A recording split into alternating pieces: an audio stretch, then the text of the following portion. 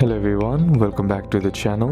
Hope you are doing well and fine, and in today's video I'll be showing you Adobe Express download keeps failing fix. So without wasting any time, let's just jump right on the video and make sure to watch this video till the end and follow the steps as well. In order to fix the issue, what you can do first is head over and open up your app store. Then on the search bar simply type in Adobe Express, and then once you are there simply tap on the app and then check to see if the app needs an update or not. Sometimes the older version also might be causing the issues that you are facing, so just simply updating the app to the latest version will fix your issue. But for some reason, if that still doesn't fix the issue, then what you can do is head over back to your home screen, then simply select settings, and once you're inside your settings, scroll down and then tap on general. Then once you're inside general, tap on iPhone storage, and now inside the iPhone storage, what you need to do is scroll down until you find the Adobe Express app and then simply tap on it. Then once you're inside, you'll find two options, offload app and delete app. Simply tap on offload app, and what this does, it resets the app